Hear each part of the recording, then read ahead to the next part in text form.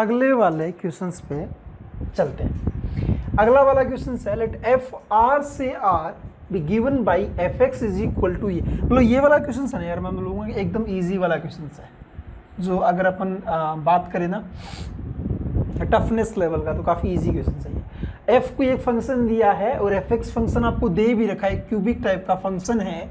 Define क्या करके capital F x है वो बराबर है 0 से लेके एक्स तक एफ टी डी टी, और वहाँ पे एक्स ऑलवेज एक पॉजिटिव क्वांटिटी है। Then which of the following option is या आर करेक्ट। एफ एक्स की क्या लोकल मैक्सिमा है, क्या लोकल मिनिमा है, कितने हैं, और ये ऑलवेज नॉन जीरो होगा।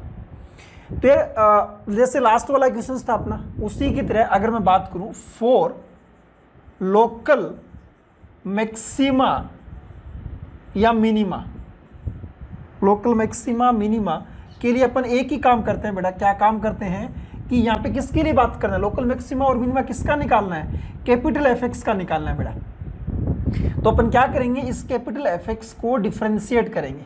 अच्छा कैसे डिफरेंशिएट करेंगे, ये अब एक रूल पता लगेगा, आपको पढ़ा होगा लेबनिज रूल जिसको बोलते हैं अपन। लेबनिज रूल में क्या मतलब है ना, इस तरफ अपने डिफरेंशिएट कर दिया एफ डैश एक्स।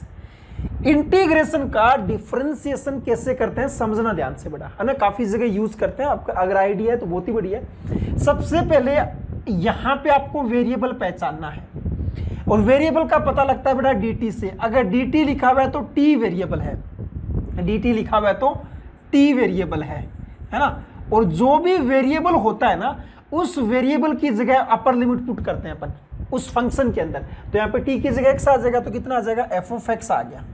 क्या आ गया, f ऑफ x। और फिर अपर लिमिट का डिफरेंशिएशन तो कितना आ जाएगा, इनटू में 1 आ जाएगा, इनटू में 1 आ जाएगा। लोअर लिमिट कांस्टेंट है तो कभी पुट ही मत किया करूंगे, लोअर लिमिट पुट करेंगे, फिर लोअर लिमिट का डिफरेंशिएशन कांस्टेंट का कितना 0, तो कोई दिक्कत नहीं होगा। तो f dash x is equal to f x बन के आ गया यार, कितना इजी हुआ है ना। और एफ एक्स क्या दिया आपके पास में, एफ एक्स दिया हुआ है x माइनस का 1, x माइनस 2, x माइनस 5, है ना। और मैं तो क्या करता हूं, लोकल मैक्सिमा लोकल मिनिमा के लिए इस f capital F dash x को 0 करेंगे।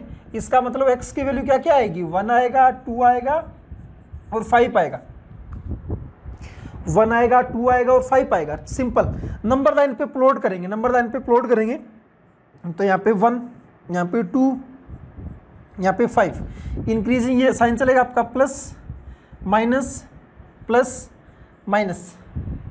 अब आप खुद सोचो यार, माइनस से प्लस जाता है तब क्या बोलते हैं, उसको मिनिमा बोलते हैं, माइनस से प्लस वालों को मिनिमा। तो ये जो पॉइंट है ये क्या होगा ना, मिनिमा का पॉइंट होगा। ये क्या होगा, मिनिमा का पॉइंट। ऐसे माइनस से प्लस ये भी क्या होगा, मिनिमा का पॉइंट होगा। और ये प्लस से माइनस है, ये क्या हो जाएगा ना, मैक्सिमा का पॉइंट आ जाएगा। तो इसका मतलब क्या निकला, f has local minimum at x equal to 1। Yes, local minimum x equal to 1 सही ऑप्शन है। F has local maximum at x equal to 2, x equal to 2 पर लोकल मैक्सिमम सही है एकदम। एफ हैज 2 लोकल मैक्सिमा, नहीं 2 local minima है, तो ये गलत हो गया स्टेटमेंट, ये गलत है, ये स्टेटमेंट आपका गलत है, ठीक है ना, इधर लिख देते हैं। अब मेरे को फर्स्ट वाले ऑप्शन पे आता हूं मैं, कि मेरे को ये चेक करना है कि एफ एक्स का वैल्यू कभी 0 नहीं बनेगा। यार ये जो चीज है ना, ये जो ऑप्शन है, ये थोड़ा सा इंटरेस्टिंग लगा मेरे को, है ना। बाकी तो आप नॉर्मल तरीके से करती ही हो, ये थोड़ा सा इंटरेस्टिंग लगा, कैसे अपन कर पाएंगे इसको। तो इसको प्रूफ कैसे करेंगे मैं, है ना, प्रूफ तो करना ही पड़ेगा, मतलब नॉन जीरो देख के आना पड़ेगा तभी अपन टिक मार पाएंगे इस पे। तो सबसे पहला चीज ये जीरो कहां पे बनता है। तो अगर मैं देखूं, आपको इतना तो मालूम होगा इंटीग्रेशन में बेटा, कि अगर upper limit lower limit same कर दूं मैं तो वैल्यू 0 आता है, अंदर फंक्शन कुछ भी मैटर नहीं करता है। तो अगर मैं एफ ऑफ 0 निकालूं तो एफ ऑफ 0 तो आ जाएगा 0 से लेके 0 तक एफ टी डी टी, है ना। तो ये वैल्यू तो अपन साफ साफ बोल सकते हैं 0 है। इसका मतलब 0 पे वैल्यू इसका 0 आ गया, है ना। मैं अगर ग्राफ बनाऊं, मैं अगर ग्राफ बनाने की ट्राई करूं मैं, तो ग्राफ बनाने की ट्राई करूंगा तो मैं यहां पे लिखा x इक्वल टू 0, है ना, मतलब ये ओरिजिन बोला। तो x इक्वल टू 0 पे f ऑफ 0 भी 0 है, मतलब ये वाला पॉइंट आ गया। उसके बाद में अपन को ये चीज मालूम है, ये जो जानकारी ना बड़ा, इस जानकारी का यूज करेंगे। जानकारी क्या है अपने पास में कि 1 पे मिनिमा है, आप बना दो यहाँ पे, ये 1 बना दिया, ये 2 बना दिया, ये 5 बना दिया। आपने बना दिया कि 1 पे मिनिमा है, मिनिमा कब बनता है बेटा? मिनिमा तभी बनेगा जब अपन यहां से नीचे जाएंगे, यहां से नीचे जाएंगे। यहां पे वैल्यू 0 था, 0 पे वैल्यू 0 था, अब मेरे को तो x पॉजिटिव पे चेक करना है, तो अगर मैं आगे बढ़ूंगा तो वैल्यू घटेगी। अरे स्ट्रक्चर तो ऐसे ही बनेगी ना, 0 पे 0, आगे आएंगे तो वैल्यू घटेगी। वैल्यू अगर घट रही है मतलब 0 से नीचे आ रही है, 0 से नीचे आ रही है मतलब नेगेटिव वैल्यू है ना, तो यहां पे वैल्यू नेगेटिव आई, मतलब यहां कहीं ना कहीं ये जो पॉइंट है ये लोकल मिनिमा वाला पॉइंट है, यहां वैल्यू और घट गई आपके पास। फिर वैल्यू बढ़ना स्टार्ट किया, फिर वैल्यू बढ़ना स्टार्ट किया और ये 2 पे आके मैक्सिमम वैल्यू बन गई, 2 पे आके मैक्सिमम वैल्यू बन गई। अब ना ये बढ़ता बढ़ता या तो इस एक्स एक्सिस को ऊपर निकल जाएगा या फिर नीचे ही रहेगा, वो मेरे को चेक करना है। मतलब 2 पे सबसे बड़ा वैल्यू है ना, वो फिर अगेन 5 पे लोकल मिनिमा आ गया, तो मतलब वैल्यू घट रहा है। तो अगर मैं 2 पे वैल्यू चेक कर लूं, 2 वाला वैल्यू अगर नेगेटिव रहा तो ग्राफ ऑलवेज नीचे ही रहेगा, नॉन जीरो आएगा। लेकिन 2 वाला वैल्यू अगर पॉजिटिव हुआ, इसका मतलब ग्राफ कभी ना कभी कट करेगा मतलब वैल्यू 0 आ गया। तो आपको बस इतना ही चेक करना है कि f(2) का वैल्यू पॉजिटिव है कि नेगेटिव है। अगर f(2) का वैल्यू आपको पॉजिटिव मिल गया है ना, तो मैं बोलूंगा कि आपका ये ऑप्शन गलत हो जाएगा। और 2 पे अगर नेगेटिव मिल गया तो फिर तो नॉन जीरो रहेगा, ग्राफ नीचे नीचे चलता रहेगा, बस कभी इस लाइन को कट ही नहीं कर पाएगा। ये आपका एक्स एक्सिस है, तो मेरे को f(2) चेक करना है। तो f(2) चेक करने का मतलब है f(x) था तो f(2) आ जाएगा 0 से 2 ft dt। ft dt लिखो, fx dx लिखो, बड़ा एक ही बात होता है ना, ये तो आपको मालूम है। 0 से t x minus 1 x minus 2 x minus 3, तो एक तरह से ये नॉर्मल इंटीग्रेशन हो गया। इस टाइप से आप सिंप्लीफाई कर सकते हो।